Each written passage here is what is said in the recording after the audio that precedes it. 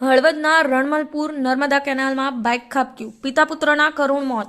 હળવદ તાલુકાના રણમલપુર ગામના ખેડૂત પિતા પુત્ર સવારે 8 વાગ્યાની આજુબાજુએ રણમલપુરથી પોતાનું બાઇક લઈને એજાર ગામે જઈ રહ્યા હતા.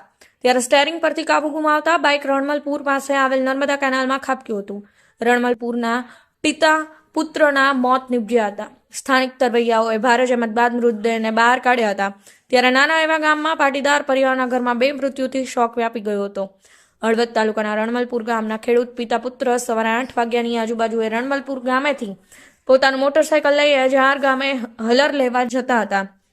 ત્યારે રણમલપુર પાસે આવેલી નર્મદા કેનાલ નજીક બાઇકના સ્ટેરિંગ પરથી કાબુ ગુમાવી દેતા બાઇક નર્મદા કેનાલમાં ખાબક્યું હતું.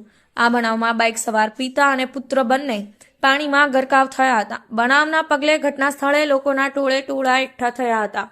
ફાયર ટીમ અને ટીકરના સ્થાનિક તરવૈયાઓએ શોધખોળ હાથ ધરી હતી. ભારે શોધખોળ બાદ પીરુભાઈ હરજીભાઈ ભોરાણીયા ઉંમર વર્ષ 55, પુત્ર વિશાલ પીરુભાઈ ભોરાણીયા ઉંમર વર્ષ 22, રહેવાસી રણમલપુર વાળાના મૃતદેહને બહાર કાઢવામાં આવ્યા હતા. મૃતદેહ પીએમ અર્થ હળવદની સરકારી હોસ્પિટલ ખાતે ખસેડવામાં આવ્યા હતા. બનાવને પગલે પંથકમાં શોકનું મોજું ફરી વળ્યું હતું. મોટી સંખ્યામાં પટેલ સમાજના લોકો હોસ્પિટલ ખાતે દોડી આવ્યા હતા. આ બનાવથી નાના એવા રણમલપુરમાં શોકનું મોજું વ્યાપી ગયું હતું.